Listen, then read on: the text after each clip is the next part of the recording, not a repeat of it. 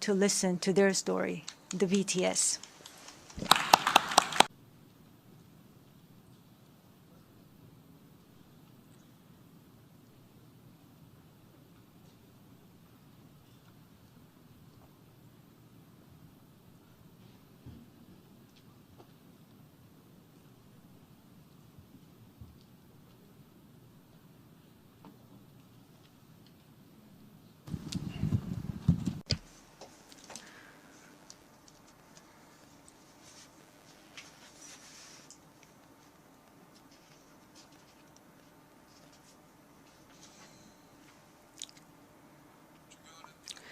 Your Excellency Abdullah Shahid, President of the 76th United Nations General Assembly, Your Excellency Secretary General Antonio Guterres, Your Excellency President Moon Jae-in, and distinguished leaders from around the world, it is an honor to be here today, where BTS appointed as special presidential envoys of the Republic of Korea. We're here today to share the stories of our future generation.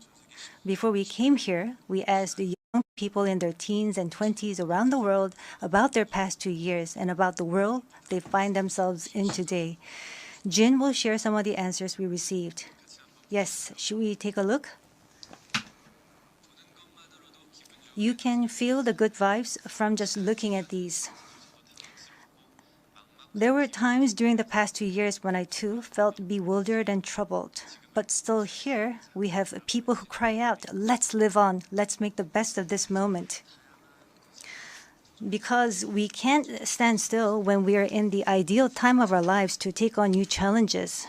It wasn't as if we could blame anyone, and you must have felt the frustration. Here I'm the same as I was yesterday, but the world changed like we were transported in a flash to a parallel world. I was saddened to hear that entrance and graduation ceremonies had to be canceled. These are moments in life you want to celebrate, and missing out on them must have been upsetting. We were heartbroken when our long-planned concert tours were canceled. And for a while, we yearned for the moments we wanted to make complete. Yes, it was a time for us to mourn for the things that COVID took away from us. A time to discover how precious each and every moment we'd taken for granted were. Suga mentioned the precious things we'd taken for granted, and lots of people answered our question by sharing pictures of their precious moments. Many people showed how they share their moments with nature. I think during these 2 years, they found dear the time they experienced and care for nature. Yes, but maybe because we feel an encroaching sense of dread that our time on this earth is limited, we just talked about the things we mourn, and I shudder to think about mourning for the earth. Everyone agrees that climate change is an important problem, but talking about what the best solution might be, that's not easy. It's a topic that's tough to make conclusions about. Yes, it is a tough discussion, but I learned while preparing for today that there are many young people who have an interest in environmental issues and choose it as their field of study. The future is unexplored territory, and that's where we, more than anyone, will spend our time. So these young people were searching for the answers to the question of how we must live that future. So I hope we don't just consider the future as grim darkness. We have people who are concerned for the world and searching for the answers.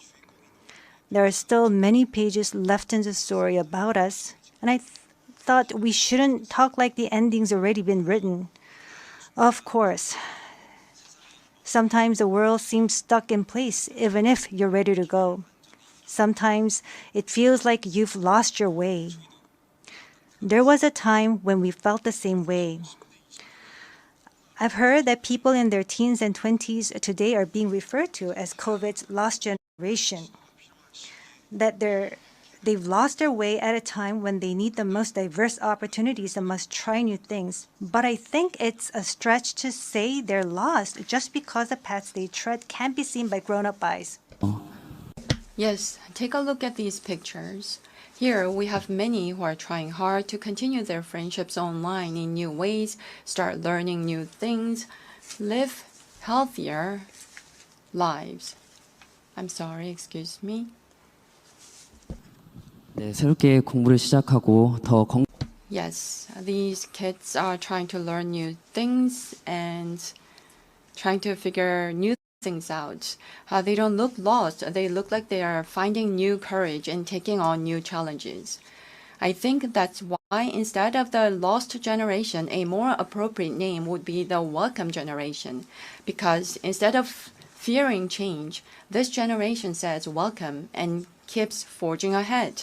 That's right. If we believe in possibilities and hope, even when the unexpected happens, we will not lose our way, but discover new ones. There will be choices we make that may not be perfect, but that does not mean there will be nothing we can do. That's what I think. What is important are the choices we make when we're faced with change, right? Some of you heard the news that we're coming to the UN, and a lot of you were wondering whether we have been vaccinated. And I'll take this opportunity to say yes. All 7 of us, of course, we received vaccinations. The vaccination was a sort of ticket to meeting our fans waiting for us and to being able to stand here before you today. Just like we said in our message today, we too are doing the things that we're able to do right now.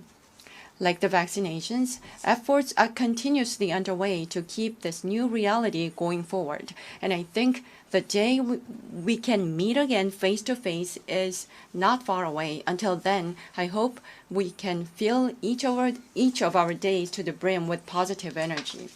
We thought the world had stopped, but it continues to move forward. I believe that every choice we make is the beginning of change, not the end. I hope that in this nascent new world, we can all say to each other, welcome. And now, as we look forward to this future, the permission to dance is our message of welcome that we want to share with everyone today.